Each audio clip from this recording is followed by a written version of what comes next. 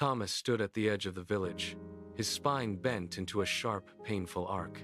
A leather bag hung from his shoulders, its base dragging through the dirt and leaving a deep, jagged furrow in the path. Every movement was a calculation of survival. He shifted his weight, and the bag groaned, the sound of stone grinding against stone echoing inside. He tried to lift his left foot, but the momentum failed. His knee buckled, and he slammed forward, catching himself on the rough, dry earth with his palms. Dust coated his skin. He did not look back at the village. He only looked at the next 3 feet of gravel. He pushed upward, his muscles trembling under the load, and forced his body to straighten just enough to take one more step. The bag swung, hitting the back of his heels with a dull, rhythmic thud that vibrated through his entire frame. The morning air was sharp, but he felt only the suffocating heat. He gripped the straps until his knuckles turned white, his breath coming in short, ragged gasps. He took another step. The bag dragged. The stones shifted. He stopped to catch his breath, the strap biting into his shoulder. A memory surfaced, sharp and unbidden. A merchant in the village square had shortchanged him, his fingers sliding coins across the wood with a dismissive smirk. Thomas had felt the heat rise in his chest, a familiar, burning pressure.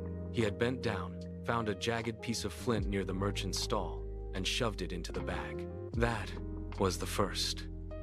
Then came the neighbor who had mocked his labor, laughing as Thomas struggled with his chores. He had picked up another stone, heavier than the last, and dropped it into the leather. Every insult, every slight, every moment of perceived injustice had been cataloged in this way. He had spent years turning his life into a collection of hard, unyielding objects. He reached back, his hand brushing the rough surface of the stones through the leather. He had told himself he was preserving the truth of the world, keeping a record of every wrong. But as the weight pulled his spine toward the dirt, the truth shifted. He was not carrying the actions of others. He was carrying his own refusal to let go. The stones did not belong to the merchant or the neighbor. They belonged to the man who had chosen to pick them up. The mountain path stretched upward, a narrow ribbon of loose rock and packed earth. Thomas turned his back on the village and began the climb. His boots crunched against the gravel, a harsh, grinding sound that filled the silence of the morning. With every step, the bag groaned, the stones inside shifting against one another with a dull, heavy clatter. The incline grew steeper, forcing him to lean forward until his chest nearly brushed his knees. He found a rhythm step. Thud, drag, but the loose shale under his feet threatened to betray him. He slipped, his left boot sliding backward, and he slammed his shoulder into the slope to keep from falling. The bag swung, the momentum nearly pulling him off balance, and he gritted his teeth against the strain. He regained his footing, his breath coming in sharp, ragged bursts. The air grew thinner, cooler, yet the heat of his own effort radiated from his skin. He did not stop. He could not. The rhythmic thud of the bag against his heels became a heartbeat, a constant reminder of the weight he carried. He pushed his weight into the mountain, his muscles screaming. The path narrowed into a jagged shelf of rock. Thomas leaned into the slope, his knuckles white as he gripped the straps of the bag. He was gasping, the sound of his own lungs echoing off the stone walls. Then, the rhythm of his struggle faltered. A figure appeared around the bend, moving downward with a grace that seemed impossible on such treacherous ground. It was an old man. He held nothing but a smooth, polished stick that tapped against the earth with rhythmic precision. As the man drew closer, Thomas saw the lack of strain in his movement. His shoulders were squared, his head held high, and his face was entirely free of the tension that pulled at Thomas's own features. The old man did not look like he was fighting the mountain. He looked like he was walking through his own garden. Thomas stopped, his knees trembling. He braced himself against the rock face, the bag thumping heavily against his lower back. The old man halted a few paces away. He did not speak. He simply stood there, his eyes moving from the bulging, leather-bound mass on Thomas's back to the sweat-drenched, shaking limbs of the younger man. The old man tapped his stick against the stone. "The mountain is steep enough without extra burden," he said. His voice was steady, cutting through the thin, cold air. Thomas felt a spike of heat rise in his chest, sharper than the physical strain. He shifted his weight, the bag groaning as the stones settled against his spine. He wiped a streak of sweat from his brow, his hand shaking, pointing toward the village below. "These are not burdens," Thomas snapped, his voice cracking. "They are my history. They are the wrongs done to me." He gripped the leather straps until his knuckles turned white, pulling the bag tighter against his back. He could feel the jagged edges of the stones pressing into his skin, a familiar, biting pain.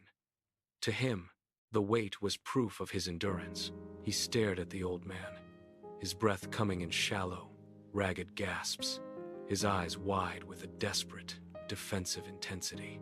He stood his ground, his knees buckling under the pressure, refusing to yield a single inch of the history he carried. The old man did not argue. He knelt on the gravel, his movements fluid and unhurried. He reached down, selected a small, jagged pebble from the path, and held it out in his open palm. "If I drop this," he asked, his voice calm, "does it follow me?" Thomas stared at the stone. He felt the phantom weight of his own bag pressing against his spine, a constant, crushing reminder of his past. He shook his head. "No," he whispered. The old man placed the pebble on the path between them. "Exactly. The one who threw it is long gone. They do not carry it. Only you do." Thomas reached out, his fingers trembling as he picked up the cold, hard stone. He felt its weight negligible, almost nothing, and then he looked back at the massive, bulging bag.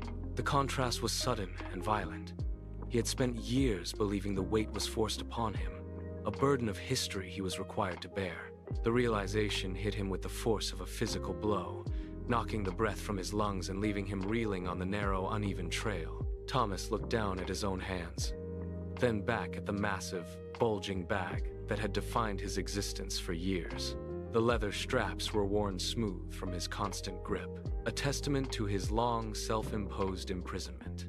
He reached behind his back, his fingers fumbling with the rusted, stubborn buckle. It was stuck, jammed by years of neglect and tension. He pulled, his muscles straining, his face reddening with the effort of a final, desperate act of defiance. With a sharp, metallic snap, the buckle gave way. Thomas did not hesitate. He shrugged his shoulders, letting the heavy leather mass slide from his frame. The bag hit the mountain path with a thunderous, bone-shaking thud that echoed off the canyon walls. Hundreds of jagged stones spilled out, scattering across the gravel in a chaotic, clattering cascade. The sound was deafening, a violent symphony of release. Thomas stood upright, his spine cracking as it straightened for the first time in a decade. He was finally, completely, standing on his own. Thomas stood motionless, watching the pile of stones settle into the dust.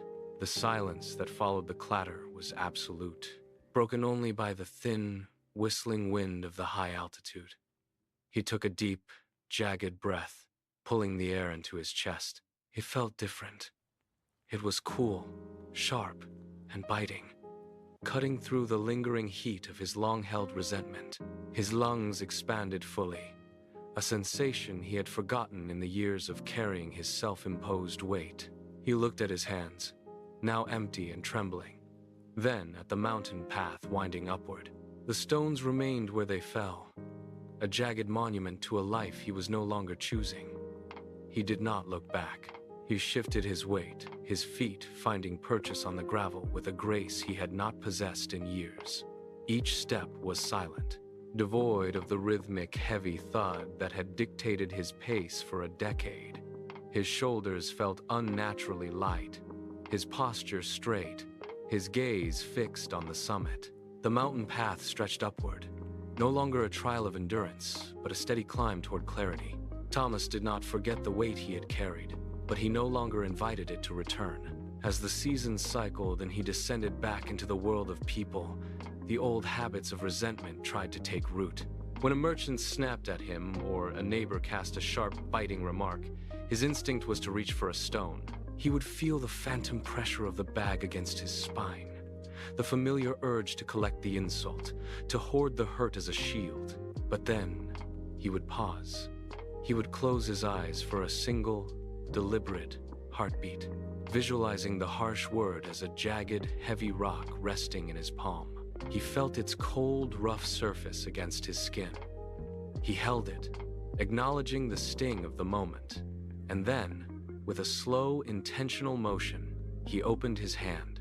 He watched the imaginary stone fall to the earth, tumbling away into the dust, leaving his palm empty and his path unobstructed.